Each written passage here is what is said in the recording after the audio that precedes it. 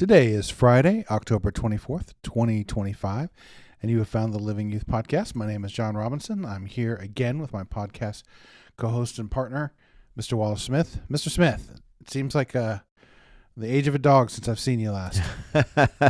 We're just talking about that. We're trying to think, are we going to be able to fit back into things? You know, it's amazing how rusty you can feel at doing this thing that we do literally every week, but then you just don't do it for, 2-3 weeks. So Yes. it's a little strange, but good. It's a good strange. I'm hoping as we go along, it'll be like riding a bike. And I hope so.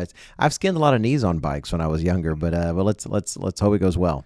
Well, you and I talked about what topic we should get back into, and I think we both in our own ways had some very impactful feast experiences and lessons, and we thought it would be nice to maybe talk about them and share them with you when it's still close to the feast. And so here I am stealing your introduction of the of the topic today. You are certainly allowed to introduce things as well. And we did think about that. It's, the feast isn't just about the feast. It's not just about being there, even though I know Mr. Robinson was in an amazing place, and I was in another amazing place. His was international. Mine might be considered by some international. But that said, it's never just about the feast. It's really about what you take away from the feast into the rest of the year. So that is exactly right. We are going to talk about our takeaways from Feast of Tabernacles 2025.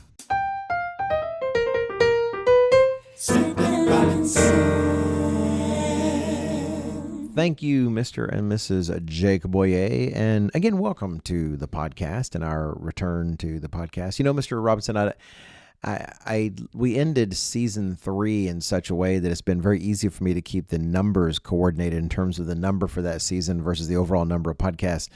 And I think last time we ended with the one after the feast. I think we did something kind of similar. We used the feast as kind of a breaking point, but we still had our post discussion in the same season. So right now I'm going to do that. This will be maybe the last one of season 4. Okay. How's that sound? Yeah, All right. It won't keep the numbers in line, making life super convenient for me. But Listen, first world problem. It's not a difficulty. I gave up a long time ago with trying to keep up with the podcast numbers. And I wanted to do season 1 episode whatever, and we did that for a while. But really, you wanted to track it this other way. And, Yeah. I was torn between seeing 2 different ways online, and so I ended up trying to do them both. It's a terrible mistake. All right. That is not our topic today, by the way, is all the pains and difficulties we go through in putting together a podcast. Rather, the feast. I hope you had a wonderful feast if you're listening to the podcast. So many of you, by the way, did come up to me. I was here in the States, in the great state of Texas, for both feast sites that I was sent to.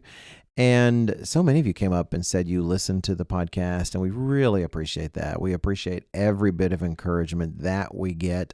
If you do find it helpful to you, we hope you tell others about it, because we don't really do a lot of advertising or even mention. We've been mentioned the LCN here and there, but please do, tell some others. We hope that you will, and we are very gratified that you really enjoy the podcast. But you did come from the feast. We've come from the feast, and as I tried to emphasize, I think in my first day message, the feast is not really just about the feast. It's not about the things we learn at the feast. We're supposed to take them forward into our lives. Our goal is to go to the 2026 feast a different person than the one that went to the 2025 feast, Yeah. and part of that is the lessons that we learn. And the lessons we learn are not always just in the messages. They're not always in the sermonettes and in the sermons and Bible studies, though those certainly are wonderful. But that also involves our interaction with other people, our going about the town and just learning things during that time. Yeah, I'm actually really glad you're making that point leading off in this way, because it does remind me. I'll bet I am not the only one who's had the experience of you come back from the feast, and it's kind of you let your breath out, and it's kind of you start to feel a bit of a letdown because the feast is such a peak time, and you come back and the weather's cooling off, and then you kind of go into the winter time, right? But Mr. Mario Hernandez, years and years ago, brought out an important lesson, and he talked about it. I think his sermon, I don't know if it's literally called this, but it's basically about the early and the latter rains. Oh, yeah. Yeah. And so he talks about how when you come back from the feast, you need to be getting your seeds in the field, your crops in the field, to take advantage of growing over the winter, and also getting that I think it's the early rain. I think when you come back from the feast, it's the early rain. And in other words, what you were saying, coming back from the feast is when you start preparing for your 2026 crop yield, as it were. When you come Right. before God and He wants to know, what fruit you've yielded and what you're bringing to Him, then it starts now. Yeah. I remember that was such a revelatory and motivating sermon. And I know I've thought it's not a part of the plan. There's no eighth holy day or festival in that way. But, really, even the last great day itself just pictures the great white throne judgment. That's still not eternity. Eternity is what commences after the plan is complete. And I've tried to think of it that way as well, that, the feast is over, in a sense of what's pictured when the plan is done is all of us moving on into the universe. And so now I'm going to move on into this world and try to take what I've learned. In particular, we each selected 3 things that we have learned. And I think Mr. Robinson would agree with me. We learned more than that. I'm not even saying these are the 3 top things, but these are 3 things that came to mind that I thought would be nice to talk Had to about. narrow it down. Yeah, we did have to narrow it down, and we didn't. And we're going to take turns, but we didn't really decide who goes first. Should we rock paper scissors it, Mr. Robinson, or what do you think? I yield the floor to my colleague from College Station, Texas. I'll take that. All right, College Station. Well, I guess this could be the College Station Austin kind of joy and friendship and love kind of podcast. One thing about, and for people, those of you who may not know, Most people, Austin, Texas is home to the University of Texas, and then what is it? Maybe 90 minutes away, 2 hours away by car. I don't even remember anymore. It's about an hour and a half. Yeah, about an hour and a half. It's 2 hours. College maybe. Station and what? There's kind of Austin. Well, College Station, Bryan College Station. Station Two is together. Texas A&M University, and there's just, they played their first football games in the late 1800s. Yeah, they were state rivals, and so Mr. Robinson has a fondness for the city of Austin, and then I went to college at College Station. The loyalty was based more on the fact that my brother went to college there. He moved to Austin first. He went to UT, and then I moved in like a year later, and so I naturally felt like I kind of had to be supportive of UT when it was fine, and it was easy to view Texas A&M as kind of like the enemy and everything. Yeah. But at the end of the day, I didn't go there, and so I didn't really care that much. You're not that invested. Well, now we've just added to the lore of the program there, Mr. Robinson. Okay, on to feast lessons. So I'll go first, and let's see. I hadn't really decided on the order, but I'll mention this first because this is kind of early on at the feast. I went to 2 feast sites. The northern one, both of them were in Texas. The northern one right there on the border with Oklahoma, Texas and Oklahoma, and Lake Texoma, was Pottsboro, and the one down south was South Padre Island. And my lessons come from a mixture of those. The one there in up north, Pottsboro, was being run and coordinated by Mr. Michael Elliott, who just did, I have to say, a fantastic job. It was just organized, and just appreciate him and his family very much. And in his sermon, he asked this question. I told him afterwards, I really love it when sometimes rather than jumping all over the Bible, we just kind of really focus in on one section really well, which is, I know what he did there, and it was really appreciated. But he asked this question. He's talking about how we're all, we read how in the parables, like, oh, you're going to run 10 cities, you're going to run 5 cities. And this might be a quote. I try to quote the speaker here and there when I can, but maybe it's not an exact quote, but he said, now remember, he's the feast coordinator. He says, how can I run a city? I can hardly run a feast site or keep 3 kids alive. He said, he's got three wonderful kids. We got to spend time with them and his wife there right before the feast. And then he said, well, maybe I should become a mayor now, to build up skills or something. Well, he clearly wasn't saying that he should become a mayor. His point was, it's easy for us to ask ourselves, well, how can I expect to run a city or to be in charge of a people? Or I don't know anything about urban planning. I don't know anything about those kinds of things. And do I need in this life to go become a mayor of a small town or a mayor of a big city to get that kind of experience? Do I need to go to school and study urban planning and study suburban design and water system? And his point was, no, you don't need to do any of that. God is training us for our futures exactly the way he wants to, by asking us to focus on his laws and his way of life and his character. And if we will simply focus on learning to live his way of life, and allow him to worry about those kinds of things. That if, anyone can go, well, say anyone can go, real, really kind of theoretical as a human being, any carnal human being can go to college and university and study something or join a trade and study those kinds of things. But it really takes God's own help and his spirit and his involvement to really place his law inside of us. And if we will just focus on that, that's the thing that prepares us for our job. We don't got to worry about all those kind of details. And I bring this up because I know my wife will mention it sometime where, it's easy to think, I've been a teacher and I think God's going to use me as a teacher in the millennium, or, these kind of things like that. I say teacher, of course we're all going to be teachers, but I mean, like, say teaching English, or teaching math or teaching something like that. And my wife will joke sometimes like, well, I guess for 1,000 years, my purpose will be to do your laundry because that's what I've spent most of my time doing. And I try to encourage her, one, thank her for taking care of my laundry, but then also to highlight that that's just not the case. God is focused on building our character in this life. And if we will do that, if we will allow him to work in us and his son to work in us and focus on that, he will take care of all those things. We don't have to think, I could never run a city, or I don't even know if I'd want to. No, if we focus on character, he will hand us a job that we will be filled with joy about, and he can give us all the other details that we need. So that was a great lesson. No, that is such a good one, because my wife also, who's is more on the introverted side, has kind of wondered that concept of, you'll be in charge of 5 cities or 10 cities, like, kind of how that applied to her, especially because to her that doesn't sound like a thing that she wants to be doing. And so I'm not pretending like I have the answers, but it does make sense that that may be more of a masculine idea than maybe what women would find interesting. I mean, they don't rule over a city, but we don't know exactly how God's going to work it out. But what we do know, which I think this really leads into such a great point, which is what we're not lacking on the earth right now is well-educated, talented people who have know-how. What we're missing PhDs, is architects, urban planners. We've got those things. Tons of expertise and people who can build out cities. But what we don't have is people with a high degree of character. Like, why isn't the judicial system working? Why aren't our politicians working? Well, it's a lack of godly character.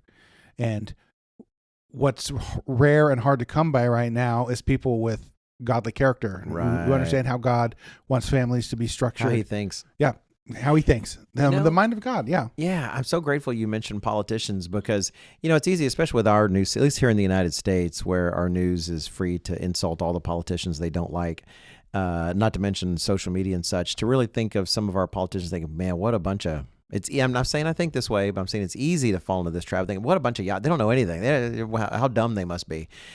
Well, then sometimes you'll see one of these, and I'm not saying that some of them may not actually be super intelligent, but then you'll see them in an interview, some of these, and then you're astonished at how much they actually do know. I mean, like actual technical knowledge and how much, and some of them you realize, well, yeah, some of these, they got law degrees. I mean, it's not like maybe they took advantage of certain privileges they had. I have no idea. But regardless, I can be as surprised and realize, that's not the problem with our government, is that it's a bunch of know-nothings.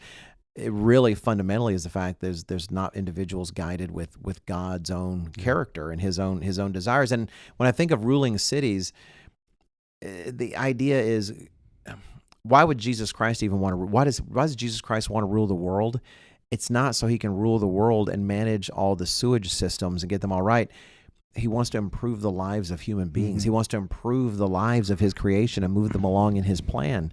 And that's kind of us too. Because I'm not, looking to be governor of a certain number of cities or this or that. But you know what? I've seen enough broken lives that, I can't wait to be able to heal the lives of people. I also find, because I do this with myself, but the older I get, the more I recognize other people do this as well.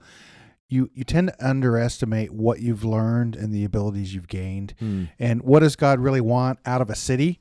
He wants it to be filled with peace, happy families, happy children playing in the streets. And you don't have to be an expert in civil authority. You know how to do that, right? You know how to tell and teach people how to live God's way and how the family is supposed to be structured. And then I also think of a second thing, which I really learned at working with Mr. Senna I think we worked with him something like 5 out of 6 feasts. And Mr. Senna was such a great kind of CEO of the feast, festival coordinator. And he had the vision, knew what he wanted to do. But what helped him was to have a group just below him of people he could trust that knew how to execute his vision. Right. And so you don't have to figure it out all yourself. I mean, just if there's a few technical things you needed to figure out, well, somebody probably knows how to do that. And you can say, hey, listen, I need you to take care of that. Find people you could trust. That's one of the first things Mr. Weston said 6 years or 7 years ago when he became the presiding evangelist was you could tell he really valued people he could trust. And that's, I know that's what Mr. Senna liked about some of his groups that he worked with. There's people that he knew wanted to do it the way he wanted to do it. And so anyway, and then on top of that, I might just mention Exodus 35, where God has Moses call some individuals together to start building the tabernacle, and he gives them extra help in the workmanship. Right. And verse 34 in particular, this is a little out of context here. It just says, and he is as in God, has put in his heart the ability to teach in him and Aholiab, the son of Ahisamach of the tribe of Dan. In other words, even if you're devoid of an ability that you might need or could use a little more help, God has the ability to give you what you need to execute the job he has for you. Oh, that's fantastic. I think we can wrap this one up with that basic idea is don't worry about those kind of skills. What God wants to see most fundamentally in our lives, the lives we're living right now, is that we are someone who wants what he wants. And that we want to think like he does. We want to love the things that he loves. We want to value the things that he values, and we want to orient our lives in that way. And if that's the case, well, then that's the guy that's the woman, that's the person he wants to resurrect or to glorify, and then he can totally equip them with the different details. All right, that's one of mine, Mr. Robinson. What is one of yours? Okay, so I have like a preamble to my first. So, having grown up in the church, it doesn't take long as a kid to get excited about the feast. The feast is a week-long, event for a kid, where the probability you're going to go somewhere interesting is very high. That when you get there, there's going to be special things you don't normally get. Our parents, like most parents, try to make it fun and so on and so forth. And then you grow up and you go through your teen years and you find that special somebody and you get married, and so now you're in your 20s and you kind of want to keep riding that train. The feast, super fun, and let's go to, and then especially if it's before children. And Audrey and I we talk all the time about how we waited too long to start having children, but for a few years there we were dual income and we could kind of go to whatever feast side we want. So we were kind of really, if I'm just honest, approaching the feast from kind of a selfish perspective. How can we go to an amazing place? How can we have fun? And the focus was on ourselves.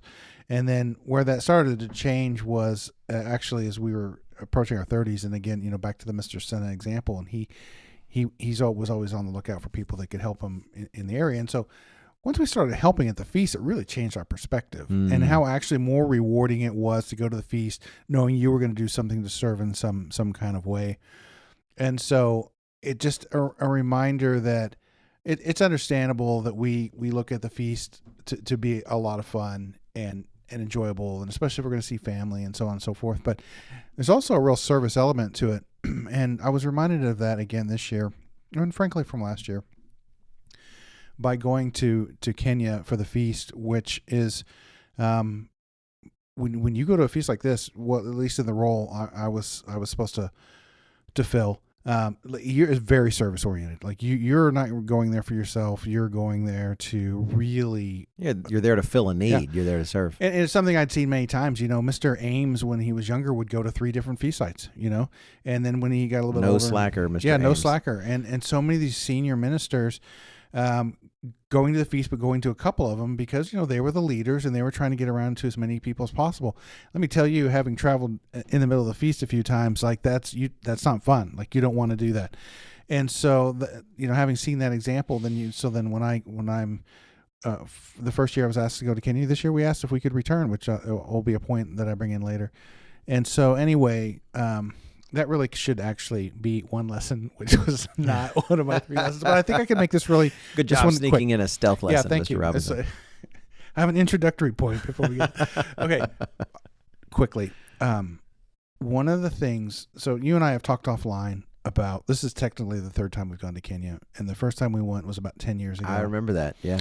And long story short, the first time, at least for me, the first time we went, I'll just be straightforward.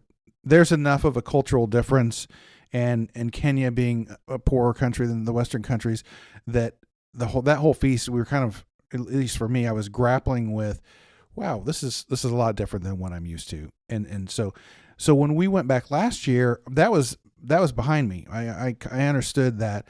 And so then the focus could become on understand, getting to know the members better. And so then coming back again this year, there was an even deeper level of that again, I was going to talk about more. But so therefore, one of the things I could really feel more than ever, and I think it's because of the repeat visits, was I would apply this not just to Kenya, because, when we lived in Austin, Texas, before I came to work in Charlotte, Austin, Texas is down in the southern part of Texas, and then it's Mexico. And Charlotte felt far away. To drive to Charlotte, it's a 14-hour. No, it's an 18-hour drive from Austin. Yeah. It just feels really far away, and you feel the distance from headquarters. And even though we can fly places and it's easier to move than ever, you felt distant from it. Well, just imagine how it might feel in Kenya. And that I really felt from the members how much they wanted to feel connected to church headquarters. They talked about Charlotte quite often, and that they wanted, be careful with how I say it, because I don't want people to get the wrong idea. They care deeply about being part of the living church of God. Right. And so part of being the living church of God was feeling connected to headquarters, and there's in this sense, there's nothing more enjoyable to them than when somebody comes from headquarters, or, I would actually even include Mr. Nathan and Dr. Scott Wineo, because even though they're not technically a headquarters, they're representing exactly. headquarters. Yeah. And that they want to feel like they're a part of the church. And that really hit me. It's not the first time I had considered this before, but it's easy for you and me when literally every day we come into the office at headquarters. Right. And then we're in the Charlotte church here. And then you kind of travel out further in North Carolina, but it's not very far away. But the further away you get, the more distance you feel between headquarters. And we are all one body, and it does feel important. And you want to know, hey, I am part of this church, right? We're connected here, right? Right. And headquarters cares about us, right? That kind of thinking. And so that's a little more rambly than I intended it to be. But I stand by this, that it's an important lesson to learn, that no matter how far-flung an area you are, last year you went to Malaysia, which, from North America feels like also really pretty far. away. Yeah, exactly. People want to feel part of the church, and going out and getting to serve them in this way helped bridge that a little bit and feel that connection. And I felt it, and it was important. Oh, great. That really is fantastic. I know it reminds me, like, the furthest in the States that we've been, my family, at least, or my wife and I, it might be Montana. Hello to the folks in Montana out there. And you could still sense a little bit of that, like you like to be reminded that headquarters is thinking about you, that it's that feeling you are one body, but let alone when you're going to completely other parts of the earth where they don't even more rarely see somebody from the headquarters office. And that's nobody's fault. It's like, it's around big earth, it takes time to get places. And if anything, full props to Dr. Douglas Wineo. The man, I think, travels far more than most men his age would ever even think about. He does his best to make sure there's kind of a presence out there, and really serves in that kind of way. Even if it's rough on him, he just tries to be out there and serve. And, Mr. Ames used to comment on the kind of special role that the headquarters should play in terms of unifying the body. And sure enough, what did you see Paul doing? You saw Paul even pointing Gentiles to the church in Jerusalem, and those in Judea. And I could imagine that being a real investment. We are one body, but sometimes it does help to have that reminder, in some kind of physical form. And in your case, actually in the form of a person and a human being. It reminds me of the great feedback we got when we had the the conference there in Africa recently, with Mr. Weston there and Oh, others. yes. And just what a fantastic, and they just came back so happy about that. And so, This could seem like such a small thing, but I thought it was really neat because there in Kendu Bay, they kind of have a space where they can plant trees, and I got to see the literal tree planted by Mr. and Mrs. Weston. oh, that's and awesome. I think Yeah. Mr. Nathan has a couple, which would actually make sense. That's cool. That's neat. Okay, so let's see. Here we'll move on to another one. Okay, this one, another one from me, and this one is another message one. The third one will not be, but this was a different message, and this was a message in South Padre Island in this particular case, and it's not the main point of the lesson, but it was a point that actually made me think a little bit differently, and it wasn't even necessarily a novel idea, but sometimes we can't just go around looking for brand new ideas all the time. There's monsters on that path. You do not always want to be looking for something new. Sometimes we get something that makes us think about something we already know, but a little bit further, a little bit deeper. It sinks a little bit. Well, with that in mind, Mr. Charles Aguin was in that area and had a message. And I don't think I grabbed it as a quote. I think this is a bit of a paraphrase, so I'm not going to put these words exactly in his mouth. He might have said it differently. But he said the following. Again, paraphrase. He said, Satan doesn't come along and ensure you understand the reality of what he presents. He says Eve, of Adam and Eve fame, he didn't say that part, but Eve, that is the first human woman, she came eventually to see one of her sons murder the other. And she could not have anticipated that, right? And it really, and he put that, he had other talk too about a pilot, how a pilot in a plane is subject to invisible forces that he cannot see. And he's reliant on the tower to give him information, right? His instruments and such. And for him to go, I'm not going to listen to them. How stupid that would be, right? We need correction. We need people in our lives to help us have that. Because his example with Eve just really sank into me, because the idea that you don't see the full ramifications of your choices, of course we don't. Even good choices, it's hard to see. So Zadok, way back in the priestly line, had no idea that, but when the millennium would come, his descendants would have a special role just because of what he did thousands of years before. So even our good things, it's hard to fully see. But I know that the fact of that isn't what was really new. And let me give an example. The guy that takes his first shot of some addictive bad drug, right? Just drug of your choice. Just imagine whatever you want. Well, it's not like as he's about to inject that into his arm or do something else that he thinks, I can't wait to be a toothless, beggar that steals money and destroys my family and causes everyone I've ever known grief, and then I'm in constant agony. He's not thinking, I can't wait for all of that. And you feel like if you could just load all of that up in the moment, that somehow they'd realize, oh no, I don't choose that. But they are choosing that. They don't realize that in that moment, but that is exactly what they're choosing. And his point was that the devil doesn't make sure you know all those things when he presents his alternative. And so, like I said, that's not new. But what made me really think was his specific example of Eve. Because I think, for Eve, it's, this fruit. Actually, you know what? The serpent there is kind of right. This fruit does look pretty good, and she was deceived and such. And all she saw it is, hey, here's something, it's attractive. It looks like it makes somebody wise. Yeah, I'm going to go ahead and do that. But then when he paired it with I never really thought about this in this perspective. I mean, you think of Cain and Abel, and, we've talked about them as archetypes, all sorts of things. I mean, they were real people. We're not saying they weren't real people, but talk about how much that example can serve in so many ways. But I never thought about it from Eve's perspective. Yes. I mean, really, they get mentioning like, and then they had another kid, and that's kind of it. But Genesis is so contracted. But no, Eve had to go through the grief of seeing a child that she loved and that she nurtured and that she fed and cared for, and then see another one and see that one murder the other one. And then that one be banished, and sent away. And just how torturous that would have been. I've never thought about Cain and Abel from Eve's perspective. And yet the point is exactly the same as the kind of druggy situation. except it seems so much more mundane. It's easy to think of, oh, don't snort that drug, or don't shoot because it's. But no, in this case, it's like choosing a fruit. It's like, oh, I know he said not to eat that, but I think I'll go ahead and eat that.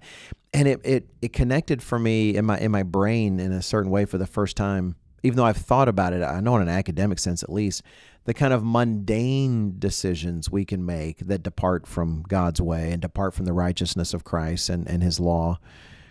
But then recognizing, man, do you even know the ramifications? It seems like something so small, but you do not know the ramifications. You know who's not going to show those ramifications? The devil's not going to show you. When God made it kind of plain, God said straight up, here's your choice, life or death.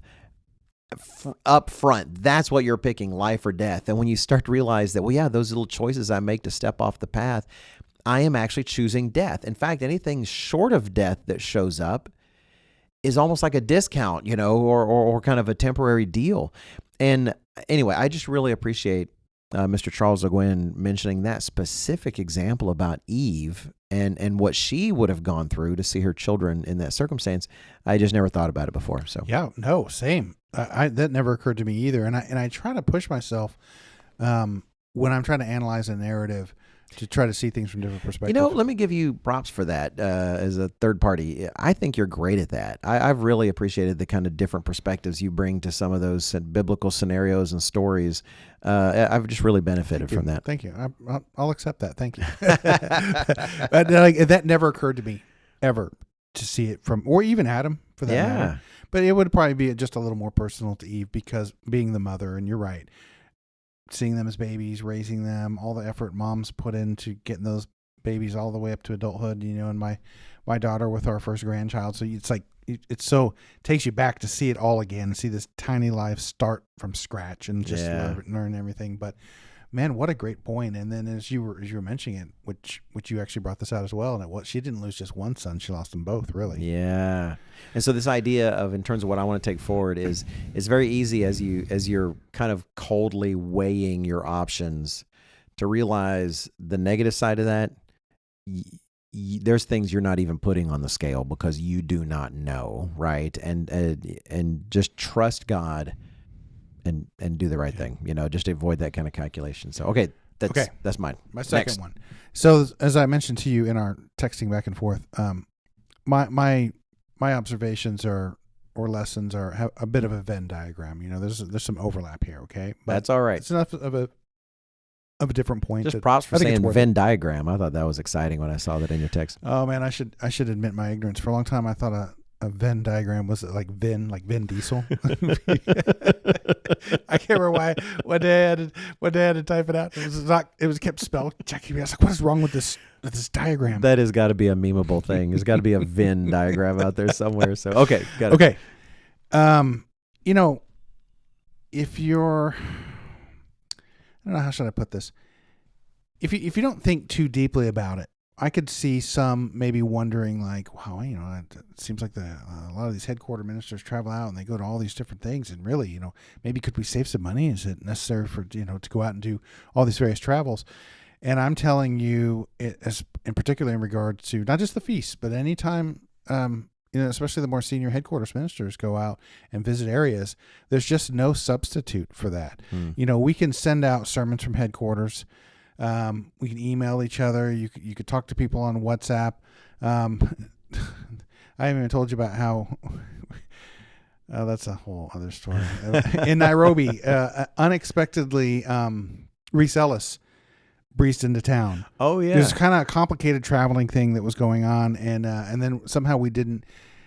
It was kind of a moving target with him trying to get his connection out of Nairobi. Right. So I didn't end up actually getting to see him, but he did call Mr. Muthama, and so we FaceTimed with him a little bit. Oh, that's good.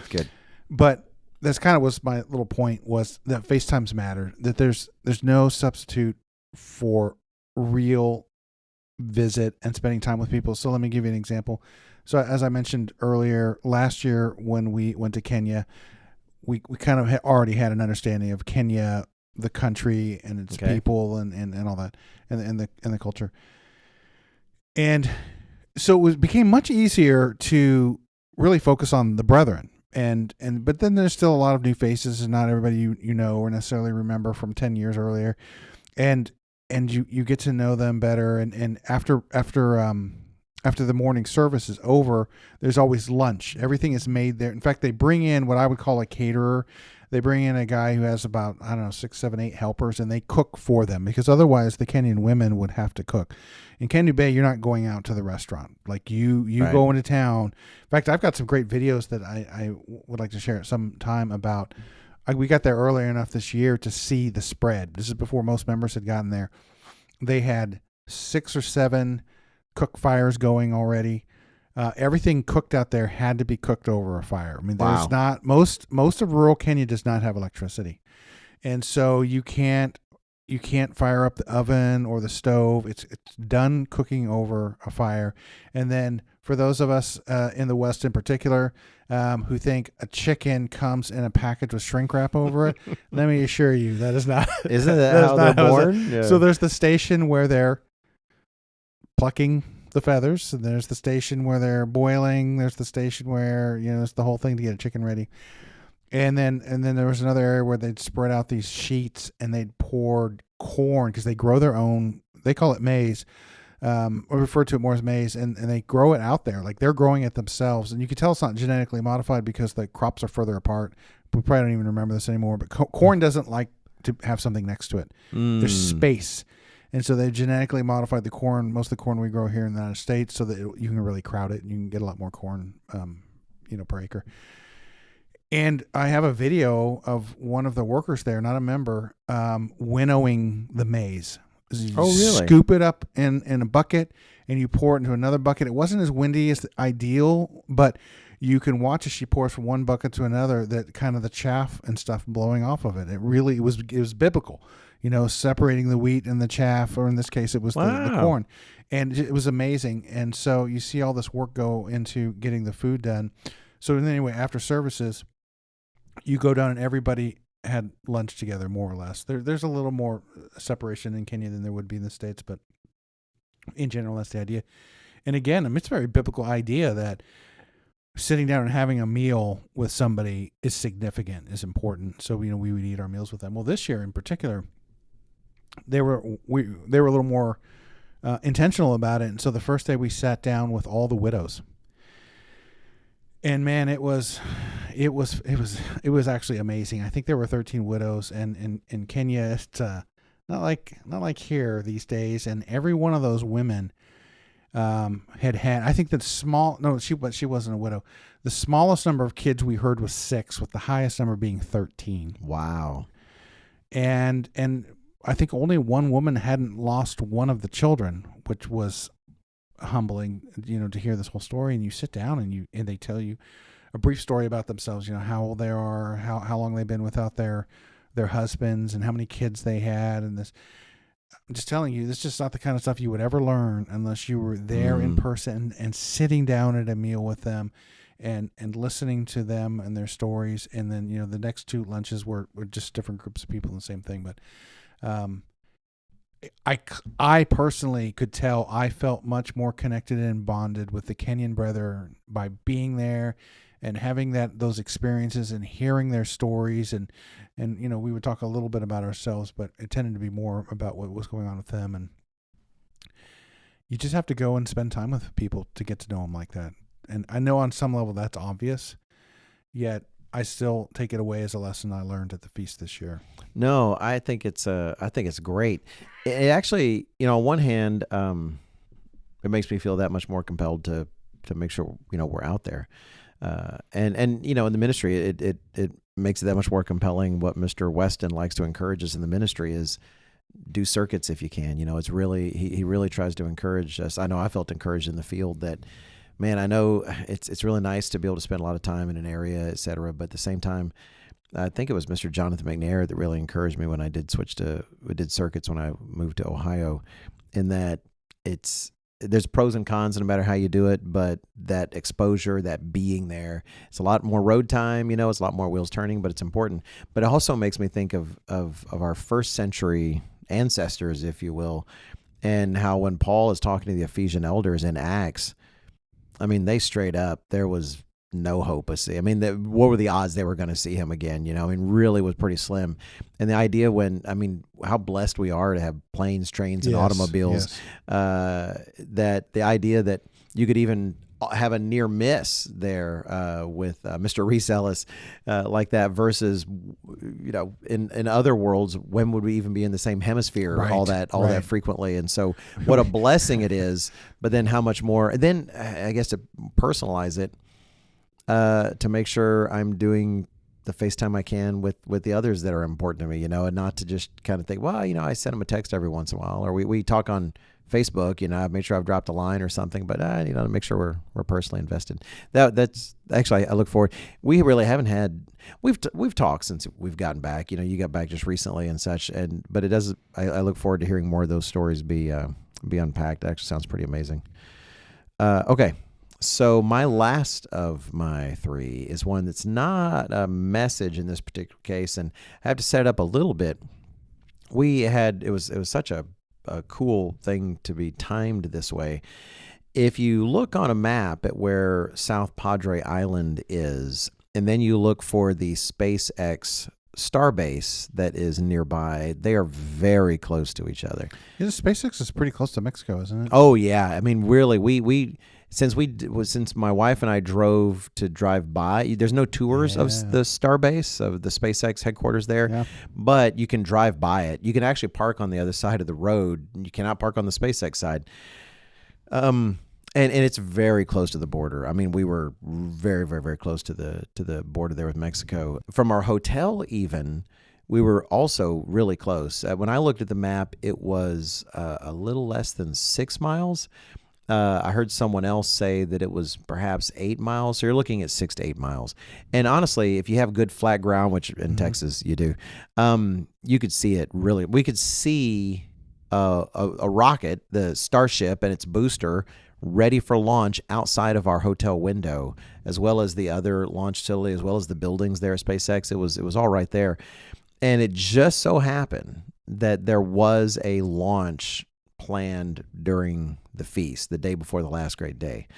In this case, it was the 11th launch of the 11th flight of Starship, which is part of the program where Mr. Elon Musk plans on getting to Mars with this what they're developing, and the big booster, I think super heavy, but underneath. I've always wanted to see a live rocket launch, and we did. So we got to see a rocket launch there. In fact, you could get tickets to go up to the roof of the hotel.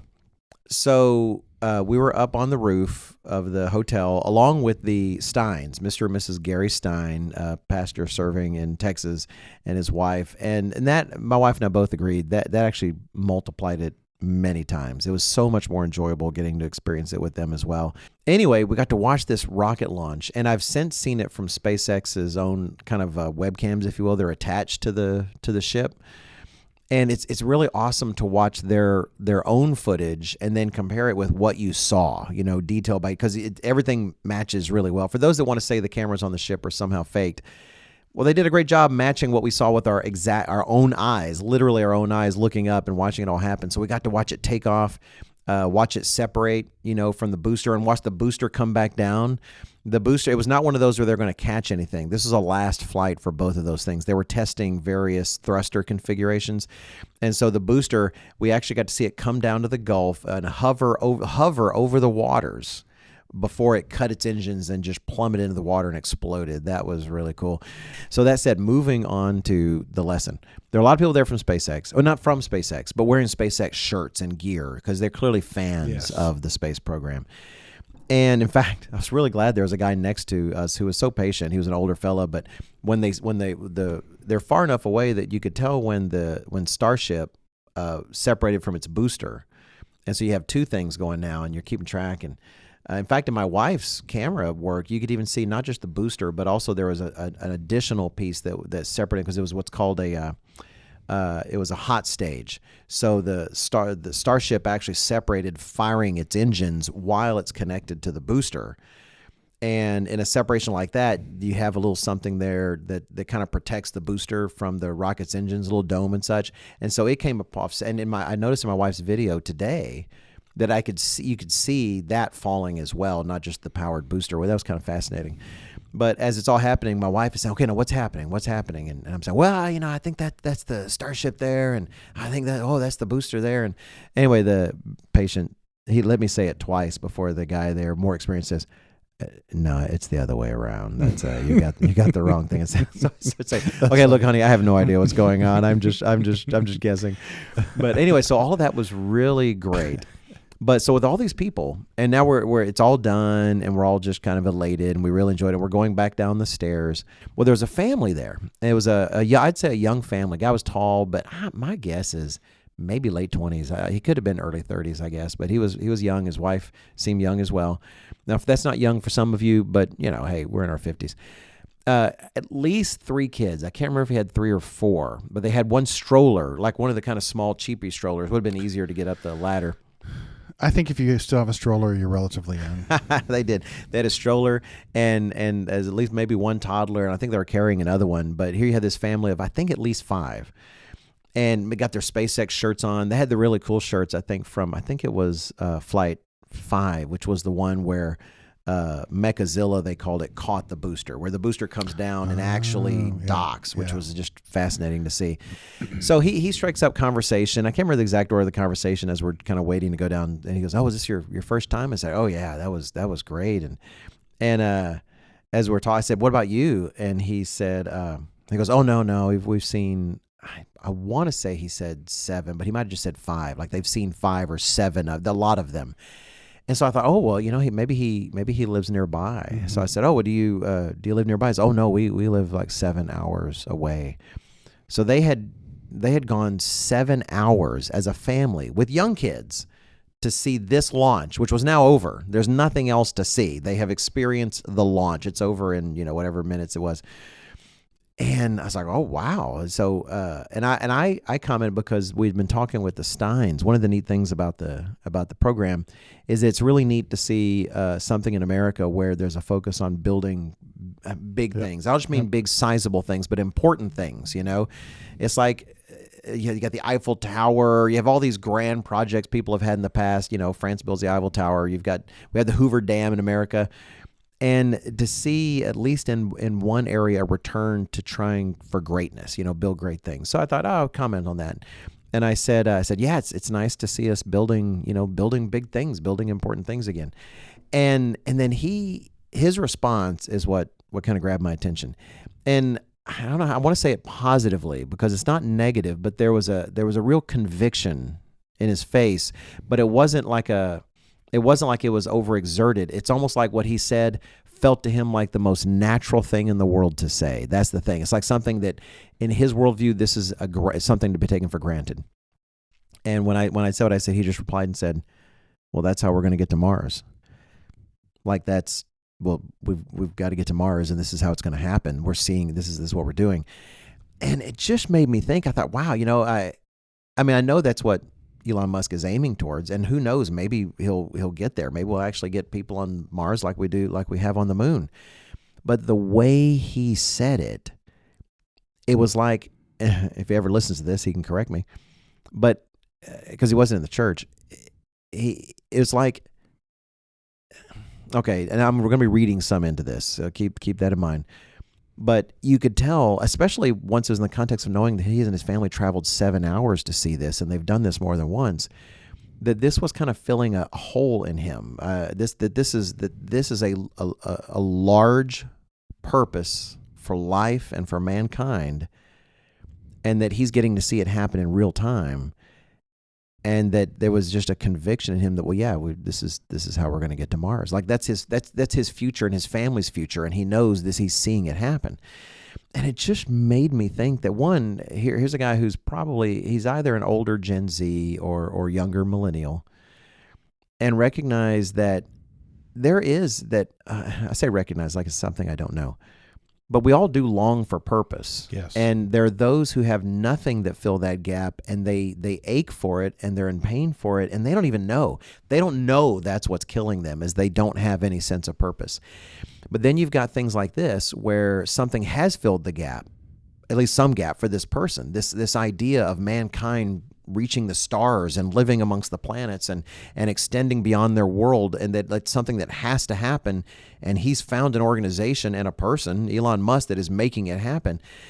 And that recognition that how blessed we are to actually know the purpose, the purpose of life, of which these other things are only shades, and they're not completely deceptive shades because they actually do touch on the reality somewhat, right? They're tangential. They're not, our destiny is in the stars, but it's not by getting in a rocket and, and landing there.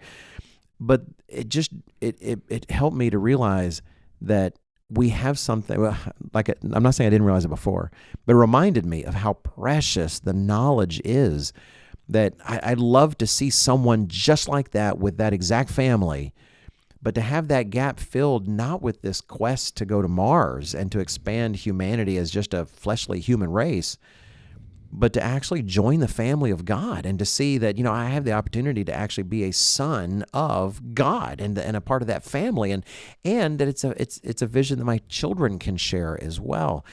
And just that little comment helped me to appreciate all the more the great gift that we've been given to have a real dynamic, even cosmic, if you will, purpose in life, and thus up, I would say, my drive and my desire to get that out more. Yeah. So sorry that took a long time to talk about, because I kind of spent a lot of time talking about the rocket and everything, but it was great. Yeah. I don't know. I probably wouldn't go out of my way to see a SpaceX flight. In other words, I'm not going to fly down to Texas. 7 hours. Right? Well, maybe if I lived in Austin, I would consider going. Ah, would you? All right. Yeah. Because I was trying, 7 hours away is probably, wow, nobody cares about geography, Texas. I don't know if you remember this, but Thanksgiving is coming up here again in the United States, and I want to say it's 2 years ago we talked about things we were thankful for, and one of mine was thankful for the knowledge of the truth. Because right now, if I had to summarize and aggregate what I'm hearing in the news, social media, the meta, it's anger, pain, fight. Everything's on fire, and it's the other guy's fault. Exactly. And, oh, great. That's even better. Yeah, and it affects us, and and I can see a particularly bad day of news and things going on, and it seems kind of depressing, and we know eventually this world's going to fall apart, and that's going to affect us. Yet we have set the rarest of rare things. We have a real hope, and it's the understanding of the knowledge of the truth. And so I really appreciate your point there you just made, which is I do occasionally, but very consciously, think about, man, I'm so glad I know the truth. How discouraging would things be? And we still live very blessed lives. But at the same time, people, I see thumbnails like this on YouTube. Something doesn't feel right. That's what they say. It doesn't, and I know that's very subjective, but this world has a very negative feedback loop going on that's discouraging people. And we're buttressed by the truth of God to help us to resist that. And what a very special truth that is. And it's interesting you were talking about that guy. What again, we're analyzing a guy who said a handful of things to you that I haven't ever met, but it also sounded like hope to me. Yes, I would say so. I would say that's part of why there's an anchor in him, is that it actually, your words combined with what he said has just made me realize what I would love to be able to do is to be able to ever respond to someone with the same kind of simple conviction he had, with statements like, that's how we're going to be in the kingdom of God. Yeah. That's how it's, and because, that I do think that it's probably a great source of hope. Yep. Okay. My last one. All right. And this really can be pretty quick and simple. If you're, just my situation, grew up in the United States, you don't realize until you get older how blessed you were to live in the United States in terms of convenience, peace, wealth, prosperity. I've lived a very good life, and you don't really realize that until, one, you study history and realize how people used to live, and what it was a struggle, right? And so in traveling to Kenya, like I said, the first time we went, you're very, very aware of the differences.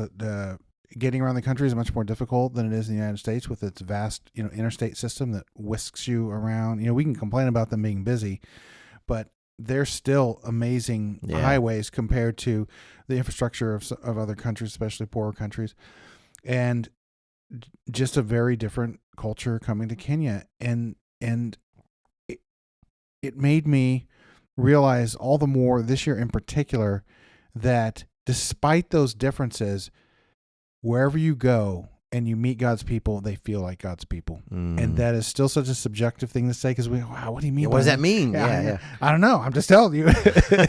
And it doesn't matter. So here's my point. Then there's a couple things here.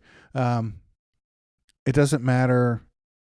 Well, I would be guessing on time, but like if you 2,000 years ago found yourself attending a congregation, when the apostles were alive, I bet the church people would feel like church people. And I know we can't travel in time, but you travel forward at a rate of 24 hours a day. That's pretty good. I'm taking my point too far. The point is, whenever I've traveled, and we've been blessed to travel quite a bit, and around the United States we traveled quite a bit, but also internationally we traveled to Europe, and we've been to Kenya a few times in Central America. And when you get around God's people, they just feel like God's people. And what does that mean? And then the other thing I like is you might think, well, how can you write a sermon that will connect with another culture that's enough different from yours, like different problems, different concerns? But that's the thing. At the end of the day, when you understand God's fundamental spiritual principles, it does become the same. Like problems they have may be a little different, but that they have problems and things to grapple with is the same around the world. Interesting. And so you can I do work to tailor them for the audience. I mean, there is a speaking concept that is know your audience. Sure. Okay. But at the same time, the spiritual symbols are the same. You go through these. That's why the Bible is so amazing. It records stories and people going through their experiences, and then the consequences of when they did good things or bad things and how it turned out. The Psalms and Proverbs are full of just timeless. Hey, guess what? It's not a great idea to anger a powerful king. That goes across all time and space as a powerful lesson. And so the Kenyan people were. I feel blessed to have spent this second year with them again and enjoyed their company very much. And you know what? They feel like God's people as much as anywhere I've ever been. That is amazing. And it is an important lesson. We are one body. And when you have the most important things, I've often thought, and I think I talked about this feast, that there will be different cultures. There's going to be, when people come to the feast, you're going to see how God's way is being kind of applied and in the clothing and different music. We've talked about that even on the podcast. But part of what's neat about that time imagining is everyone's still going to agree it's all God's people. You're going to still feel that bond. And it's whenever you have the most important things in common, all the other stuff is just kind of the dressing, it's just kind of the stuff. So that's awesome, Mr. Robinson. Thank you for that. Well, to wrap it up, not just the feast, ladies and gentlemen, but all the holy days should be like this. And even the Sabbath. God's goal in all of these things, not just the feast, not just the holy days, the Sabbath too. God's goal is not just that we experience the thing. It's that we learn things in that space and in that time, and that we take them into our day-to-day lives.